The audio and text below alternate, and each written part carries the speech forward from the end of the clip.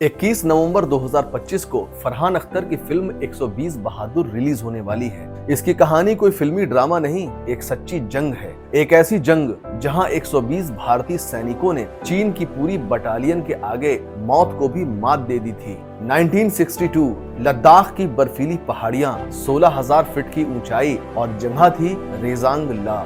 ठंड इतनी कि हथेलियां जम जाएं, हवा इतनी पतली कि सांस लेना भी एक लड़ाई हो जाए। चारों तरफ सफेद मौत और दूसरी तरफ चीन के 3,000 से ज्यादा सैनिक। लेकिन उस मोर्चे पर खड़ी थी 13 कुमाऊं रेजिमेंट की चार्ली कंपनी। उस कंपनी में सिर्फ 120 भारतीय सैनिक थे और कंपनी की कमान जिनके हाथ में थी, उस वीर का नाम था मेजर शैतान सिंह। राजस्थान के बंसार गांव में एक राजपूत परिवार में मेजर शैतान सिंह का जन्म हुआ। 1962 में जब भारत चीन की जंग हुई, तब सिर्फ 37 की उम्र में वो अपने जवानों को सिर्फ कमांड नहीं कर रहे थे, वो उन्हें खुद से ज्यादा प्यार करते थे। कहते हैं जंग के वक्त जब शैतान सिंह आगे बढ़ते थे तो पूरा मोर्चा डरना भूल जाता था। उस दिन भी वही हुआ। 18 नवंबर 1962 की सुबह बर्फ के बीच अचानक गोलियां फटने लगी। चीन की भारी फौज ने तीनों तरफ से हमला किया, लेकिन 120 भारतीय जवान खड़े रहे, क्योंकि पीछे हटने का मतलब था देश की सरहद का टूटना। लड़ाई इतनी नजदीक पहुंच चुकी थी कि गोली खत्म होने के बाद भी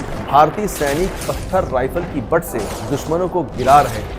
हर सेकंड मौत सामने थी, लेकिन उस पहाड़ी पर कोई भी भारतीय सैनिक पीछे नहीं हटा। मेजर शैतान सिंह एक पोस्ट से दूसरे पोस्ट तक भाग रहे थे, जवानों की हिम्मत बढ़ा रहे थे, लेकिन एक फायरिंग में वे बुरी तरह घायल हो गए। घायल होने के बाद भी वो सैनिकों से एक ही बात कहते रहे, देश का झंडा नीचे मत होने देना, और अपनी आखिरी सांस तक वो दुश्मनों से लड़ते रहे। इस जंग में भारत के 120 जवान शहीद हुए थे। लद्दाख की बर्फीली पहाड़ियों पर उस दिन वो सिर्फ 120 सैनिक नहीं थे, ये वो दीवार थी जिसने उस दिन भारत को टूटने नहीं दिया। और मेजर शैतान सिंह, उन्हें इस बलिदान के लिए 1963 में परमवीर चक्र से सम्मानित किया गया। 120 बहादुरों ने अपना फर्ज निभा दिया, लेकिन अब हमारी बारी है। हमें उन बहादुरों की कहानी हर भारतीय तक पहुंचानी है। इस कहानी को सुनने के बाद आप उन शहीदों के बारे में क्या कहना चाहेंगे? कमेंट करके बताइए, मैं हर शब्द पढ़ूंगा।